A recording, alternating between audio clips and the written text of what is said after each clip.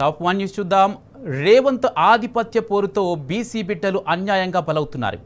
బీసీలను మోసం చేసే రిజర్వేషన్ల పేరుతో ముఖ్యమంత్రి పచ్చి మోసాలకు పాల్పడుతున్నారు. నిర్మల్ జిల్లాలో రవీందర్ రెడ్డి ఆత్మహత్య, సాయి ఈశ్వరాచారి ఆత్మహత్య ప్రభుత్వ హత్యలని మాజీ మంత్రి శ్రీనివాస్ గౌడ్ మండిపడ్డారు. తెలంగాణ ఉద్యమం మాదిరిగానే బీసీల ఉద్యమం మొదలైందని అన్నారు. అంతకుముందు బీసీ రిజర్వేషన్ కోసం ఆత్మహత్యయత్నం చేసుకుని గాంధీ ఆసుపత్రిలో చికిత్స పొందుతున్న సాయి ఈశ్వర్ను మాజీ మంత్రి తలసాని శ్రీనివాస్ యాదవ్ పరామర్శించారు. జగదిరిగుట్టకు చెందిన సాయి ఈశ్వర్ ఆత్మహత్యయత్నం చాలా బాధాకరమన్నారు. అటు రిజర్వేషన్లు కల్పిస్తామని హామీకి కాంగ్రెస్ సర్కారు తూట్లు పొడవడాన్ని తట్టుకోలేక ఈశ్వర్ ఆత్మాహుతి చేసుకున్నారని బీఆర్ఎస్ వర్కింగ్ ప్రెసిడెంట్ కేటీఆర్ అన్నారు. ఇక పంచాయతీ ఎన్నికల్లో బీసీ రిజర్వేషన్లు కేవలం 17% కుదించిన ముఖ్యమంత్రి రాష్ట్రంలోని వెనుకబడిన వర్గాలకు వెన్నుపోటు పొడిచారని మండిపడ్డారు. ఇది ముమ్మాటికి కాంగ్రెస్ ప్రభుత్వం చేసిన హత్యనని దుయ్యబట్టారు. రేవంత్తో పాటు కాంగ్రెస్ నేత రాహుల్ కూడా సాయి ఈశ్వర్ మరణానికి బాధ్యత వహించాలని ఆయన డిమాండ్ చేశారు. కులగణను మొదలుకొని న్యాయస్థానాల్లో నిలబడని జీవోల దాకా కాంగ్రెస్ ఏమాత్రం చిత్తశుద్ధి లేకుండా కామారెడ్డి డిక్లరేషన్కు సమాధి కట్టిందని కేటీఆర్ ఆరోపించారు. బాధితుడి కుటుంబానికి ప్రభుత్వం 50 లక్షల ఎక్స్ గ్రేషియా ప్రకటించి ఆ కుటుంబాన్ని ఆదుకోవాలని కేటీఆర్ డిమాండ్ చేశారు.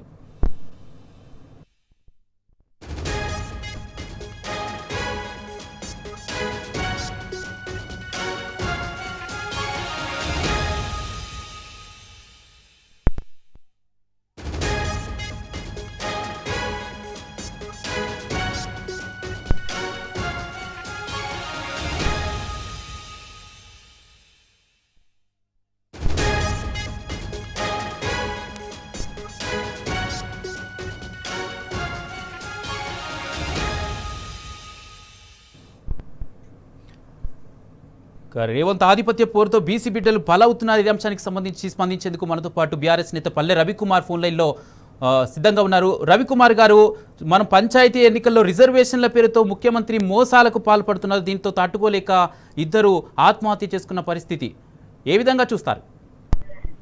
కుమార్ గారు, ఇప్పుడు కామారెడ్డి డిక్లరేషన్ పేరు మీద ప్రభుత్వము బీసీలకి 42% ఉద్యోగాలు ఇస్తానని చెప్పేసి హామీ ఇచ్చి అధికారంలోకి వచ్చింది. అధికారంలోకి వచ్చిన తర్వాత నయ వంచన చేసి బీసీలని ఉసురు తీసుకునేటటువంటి దుర్మార్గమైనటువంటి క్రీడకి వాళ్ళ రేవంత్ రెడ్డి ప్రభుత్వము పూనుకున్నది. అందులో భాగంగానే మొన్న 2 సంవత్సరాల పాటు ఆడాల్సిన నాటకాలన్నీ ఆడి ఆర్డినెన్స్ అని, జీవో అని, చట్టం అని చెప్పి అన్ని చేసి లాస్ట్కి చేయాల్సిన పని చేయకుండా ఇవాళ లాస్ట్కి ఎక్కడికి వచ్చిందంటే గతంలో ఉన్నటువంటి 23% రిజర్వేషన్లు కూడా లేకుండా 17%కే పరిమితం చేసి బీసీలని ఒక అడిగుడ్డతోటి గొంతుకొచ్చింది.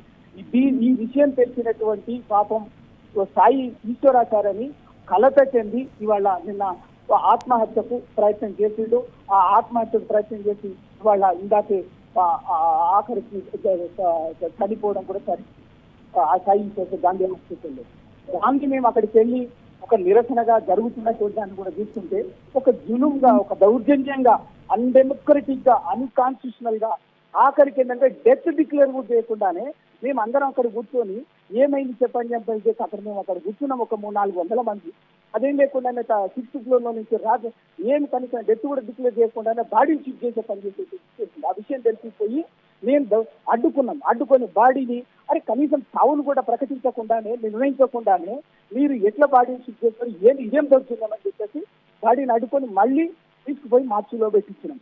మార్చిలో పెట్టించి దానికి సంబంధించిన ఫ్యామిలీని వాళ్ళు రకరకాలుగా ఇబ్బంది పెడుతుంటే మేము అక్కడ మళ్ళీ ధర్నా కూర్చొని ప్రొటెస్ట్ చేస్తుంటే మమ్మల్ని అందరిని కూడా చేసి ఇప్పుడు వేరు పోలీస్ స్టేషన్లకు, ఇప్పుడు నేను పోలవరం పోలీస్ స్టేషన్ నుంచి మాట్లాడుతున్నాను. ఇంకొంతమందిని ఇప్పుడే అక్కడ తిరుమలగిరి, అక్కడి నుంచి మళ్ళీ వెనక్కి ఏదో రామగోపాలపేట అని ఇంకొంతమందిని ఉప్పల్కి ఎక్కడెక్కడో తీసుకుపోయినారు. ఇవన్నీ ఏంటంటే కేవలం వంచన, మోసం, ద్రోహం, ప్రజలకు ఇచ్చినటువంటి మాటని నిలబెట్టుకునే ప్రయత్నం చేయకుండా ఆ మోసాన్ని కప్పుపుచ్చుకొని ఎప్పటికప్పుడు నయవంచన చేస్తూ బీసీలని వాళ్ళు ఒకవైపు 42% రిజర్వేషన్కి మేము చేయాల్సిన ప్రయత్నాలన్నీ చేసినాం, ఆర్డినెన్స్ తెచ్చినాం, జీవో తెచ్చినాం, అది చేసినాం, ఇది చేసినాం అని చెప్పేసి సాధ్యం కాలేదు, సుప్రీంకోర్టు అడ్డుకున్నది, హైకోర్టు అడ్డుకున్నది అని చెప్పేసి సాకులు చెప్పి ఏం చేయి రాజ్యాంగబద్ధంగా ఇవ్వలేకపోతున్నాం, రాజకీయంగా ఇస్తాము అని చెప్పేసి చెప్పింది. రాజకీయంగా ఇస్తామని చెప్పేసి చేసిన పని ఏంటంటే ఆఖరికి గతంలో ఉన్నటువంటి 23% కూడా లేకుండా 15% వచ్చింది. అది చేయకుండా ఇక్కడ నిన్ననే చూస్తున్నాం, ఇవాళ చూస్తున్నాం. ఆఖరికి ఆదిలాబాద్ లో ఒక అభ్యర్థిని వీళ్ళు చేసే దౌర్జన్యానికి భయపడి నామినేషన్ వేసినటువంటి వ్యక్తే ఆత్మహత్య చేసుకున్నాడు. నల్గొండ జిల్లాలో నల్లగొండ అసెంబ్లీలో తిప్పర్తి మండలంలో ఎల్లమ్మగూడెం అనే ఊరిలో కోమటిరెడ్డి గారి అనుచరుడు సందీప్ రెడ్డి చేసినటువంటి దుర్మార్గాన్ని దౌర్జన్యం కళ్ళ ముందు చూస్తున్నాం. వేసినటువంటి ఒక అభ్యర్థిని యాదగిరి యాదవ్ అనేటువంటి అభ్యర్థి నామినేషన్ వేయడానికి సిద్ధపడితే ఆయన భార్యని కిడ్నాప్ చేసి బెదిరించి తీసుకుపోయి మూత్రం దాగించి ఎంత ఇష్ట పెట్టాలి అంత ఇష్ట పెట్టింది. వాళ్ళ బీసీ సమాజం బాసటగా నిలబడింది కాబట్టి అక్కడ అతను తీసుకొచ్చి మళ్ళీ నామినేషన్ తీసుకొచ్చింది. అంటే మీరు రాజ్యాంగబద్ధంగా చేస్తామన్నది వంచన, అది మోసము. రాజకీయంగా ఇస్తామన్నటువంటిది కూడా మోసము. మీరు 42% ఇస్తామని చెప్పినటువంటి వాళ్ళు జరుగుతున్నది ఏంటంటే 17% కూడా దిక్కు లేదు. ఎవడన్నా ధైర్యం చేసి ఎవడన్నా చేస్తే కూడా బిడ్డ మీరు జనరల్ సీట్ లో మీరు పోటీ చేస్తారా, మీ సంఘటన కొడక అని చెప్పేసి ఇది రేవంత్ రెడ్డి అరాచక రాజ్యం, అరాచక ప్రభుత్వం చేసినటువంటి పాలన. ఇది పూర్తిగా ఖచ్చితంగా ఇవాళ సోదరుడు ఆ రోజు తెలంగాణ కోసం సోదరుడు శ్రీకాంతాచారి ఏ విధంగానైతే బలిదానం చేసుకున్నాడో మాకు బాధని ఇవాళ అట్లాగే ఇప్పుడు సాయి ఈశ్వరాచారి ఈ బీసీ రిజర్వేషన్ల కోసం బీసీలకు జరుగుతున్నటువంటి అన్యాయం, బీసీల పట్ల జరుగుతున్నటువంటి దాస్తికం మీద జరుగుతున్నటువంటి దానికి ఇవాళ కలత చెంది వాళ్ళ ఆత్మహత్య అయిపోయింది. కాపాడుకుందామని చివరి వరకు ప్రయత్నం చేస్తాం కానీ కాపాడుకోలేకపోయినాం. ఎంత బాధగా ఉందంటే ఇవాళ చాలా బాధగా ఉన్నది. అందుకోసమే ఇవాళ సమస్య ఇప్పటికి ఖచ్చితంగా తప్పనిసరిగా ఇవాళ బీసీ ఆ రోజు ప్రజల ఉసురు తగిలి కాంగ్రెస్ పార్టీ పట్టకపోయింది. తెలంగాణలో ఇవాళ బీసీల ఉసురు తగిలి మళ్ళీ ఇవాళ అధికారం ఉన్నటువంటి కాంగ్రెస్ పార్టీ రాజకీయంగా భూస్థాపితంగా కాబోతున్నది. వదిలిపెట్టే సమస్య లేదు.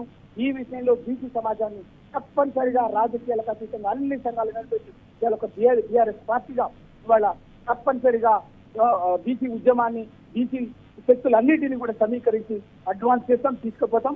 కాంగ్రెస్ పార్టీ ఇచ్చినటువంటి కామారెడ్డి డిక్లరేషన్ ఇచ్చినటువంటి 56 హామీలలో 42% రిజర్వేషన్లతో సహా మిగతా అన్ని 56 హామీలు ఏది కూడా వదిలిపెట్టకుండా ప్రతి హామీ అమలయ్యేటట్టుగా కాంగ్రెస్ పార్టీ. అయితే రవికుమార్ గారు, అంటే రేవంత్ ఆధిపత్య పోరుతో బీసీ బిడ్డలు బలవుతున్న సిచ్యువేషన్ మనకు కనబడుతుంది. బీసీ సంఘాలు శాంతియుతంగా కూడా నిరసన తెలుపుకునే హక్కు లేదా? ఎందుకు ఈ అరెస్టులపై ఏమంటారు? కుమార్ గారు, అదే ఇప్పుడు అక్కడ శాంతియుతంగా ఎంత దౌర్జన్యం అంటే కనీసము ఆ సాయి ఈశ్వరాచారి మేము అందరం కలిసినాము. దాదాపు ఒక అర్ధగంట సేపు అందరం కూడా ఎవరు తలసాని శ్రీనివాస్ యాదవ్ గారు, నేను, చెరుకు సుధాకర్ గారు, తర్వాత జాదుల శ్రీనివాస్ గౌడ్ గారు, బీసీ సంఘాలు తీర్మార్ మల్లన్న అందరం కలిసి మాట్లాడి అక్కడ బతికిస్తున్నామని చెప్పేసి ప్రయత్నం చేస్తుండగానే ఒక 2 గంటల్లోనే పరిస్థితి విషమించింది, చనిపోయినట్టు విషయం కూడా చెప్పకుండా అక్కడే కూర్చొని శాంతియుతంగా ప్రొటెస్ట్ చేస్తుంటే ఆ విషయం చెప్పకుండానే బాడీని షిఫ్ట్ చేసి కుటుంబ సభ్యులను బెదిరించి షిఫ్ట్ చేసి డెత్ డిక్లేర్ చేయలేదు. డెత్ చేయకుండా బాడీ తీసుకోకపోతే విషయం చేసి అక్కడ 200-400 మంది ఉన్నాం కాబట్టి అప్పటికప్పుడు వెళ్ళి బాడీని అడ్డుకొని మళ్ళీ బాడీని పైకి తీసుకుపోయి మార్చిలోకి ఇచ్చినాం. డెత్ డిక్లరేషన్ కూడా లేదు. ఎంత దౌర్జన్యం అంటే ఇదే మరి అసలు ఇది ప్రజాస్వామ్యం అంటారు, ఇది ప్రజాపాలన అంటారు. ఇంతకంటే దుర్మార్గం ఏముంది? అన్నిటికీ కాంగ్రెస్ పార్టీ మూల్యం చెల్లిస్తుంది, ఏది వదిలిపెట్టేది లేదు. ఆ రోజు తెలంగాణ ఉసురు దాగి కొట్టకపోయింది, వాళ్ళ బీసీ సమాజం ఉసురు దాగి కాంగ్రెస్ పార్టీ ఖచ్చితంగా రాజకీయంగా పతనం అవుతుంది. వదిలిపెట్టే సమస్య లేదు. ఖచ్చితంగా ఈ సందర్భంగా నేను ఒక తెలంగాణ ఉద్యమకారుడిగా, ఒక బీసీ బిడ్డగా నేను చేసే విజ్ఞప్తి ఏంటంటే ఎవరు కూడా ఆత్మహత్యలు చేసుకోవద్దు, అటువంటి ప్రయత్నం చేసుకోవద్దు. బరాబర్గా పరిగీసి కొట్లాడదాం, యుద్ధం చేద్దాం. మన హక్కులు మన దేనికోసమైతే వల్ల మన సంకల్పం కోసం పోరాటం మొదలుపెట్టినము దాన్ని వదిలిపెట్టకుండా సాధించుకుంటాం. కానీ దయచేసి అందరికీ విజ్ఞప్తి ఏంటంటే ఆత్మహత్యల ప్రయత్నం చేసుకోవద్దని చెప్పేసి ఈ సందర్భంగా నేనైతే విజ్ఞప్తి చేస్తున్నాను. రైట్, థ్యాంక్ యూ అండి. థ్యాంక్ యూ రవికుమార్ గారు.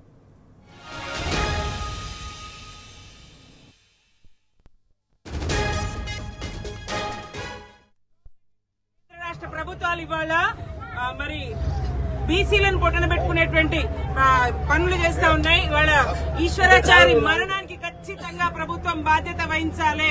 ఇది ప్రభుత్వ హత్యనే. ఇది రేవంత్ సర్కార్ చేసిన హత్యగా యావత్ బీసీ సమాజం చూస్తా ఉన్నది. బీసీలకు ఇప్పటికైనా న్యాయం చేయాలి, ఇచ్చిన హామీ నెరవేర్చుకోవాలి. కామారెడ్డి డిక్లరేషన్ లో ఇచ్చినటువంటి హామీని తప్పకుండా నెరవేర్చాలి. ఆ దిశలో కేంద్ర రాష్ట్ర ప్రభుత్వాలు పనిచేయాలి. బీజేపీ కాంగ్రెస్ ఇద్దరు కూడా గట్టిగా ప్రయత్నం చేసి బీసీలకు న్యాయం చేయాలి. ఈ హత్య ముమ్మాటికి రేవంత్ సర్కార్ చేసినటువంటి హత్యగా బీసీ సమాజం గమనిస్తా ఉన్నది. బీసీల ఐక్యత, వర్ధిల్లాలి బీసీల ఐక్యత.